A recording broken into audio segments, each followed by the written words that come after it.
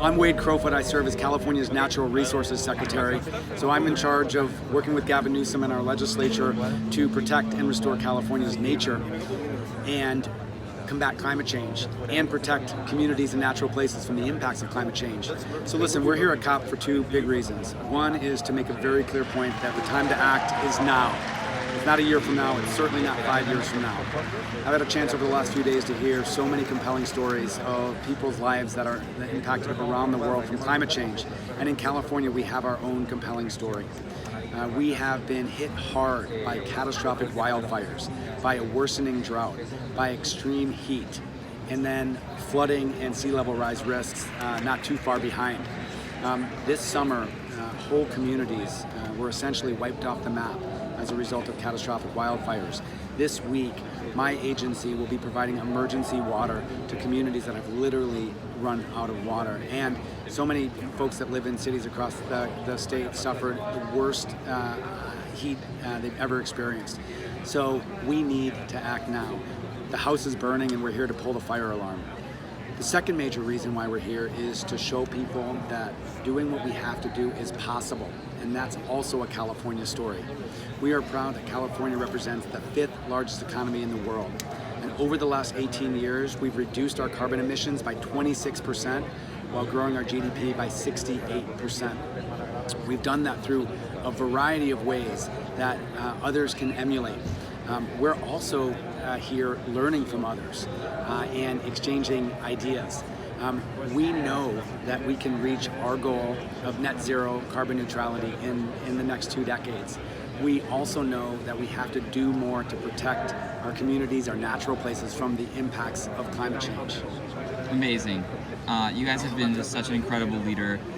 Many states are looking to you for advice in the U.S.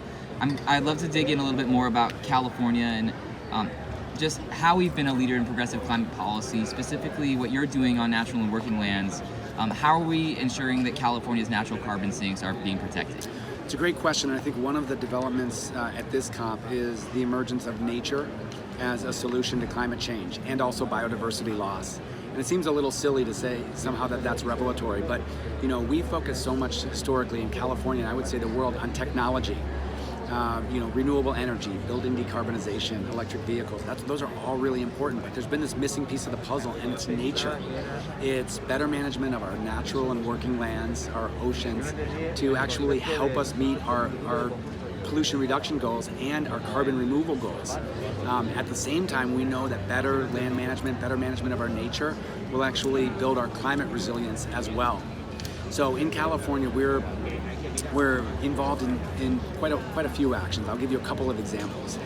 Building the organic content of soils, or creating healthy soils that support water retention to support crop production and sequester carbon. Likewise, doing more in our forests based on ecological principles, including prescribed burning based on tribal practices, to ensure that our forests are truly that carbon sink that removes carbon from the atmosphere versus a source of carbon when we have these huge fires. Wow, so awesome. Thank you for all that incredible work. Last question, since COP is only one moment in time, how do we keep the work focused in the days, months, and years ahead when we get home from COP? We got to keep moving the ambition forward. What actions need to be taken immediately? Yeah, it's a great question. So, COP involves a lot of talking, and sometimes it gets criticized as, being a talk fest. And look, at the end of the day, our progress is not going to be measured in words, it's going to be measured in actions, right? And we are either going to stabilize our climate and protect our people and nature, or we're not, period. So in California, we're going to take this energy from the COP and we're going to continue to double down on climate action. Just 2 months ago, Governor Newsom and our legislature allocated $15 billion, by far the most ever in California, for both pollution reduction actions and climate resilience actions. You'll hear more from California, continuing to blaze the path on what we need to do to combat climate change and protect our planet from this crisis.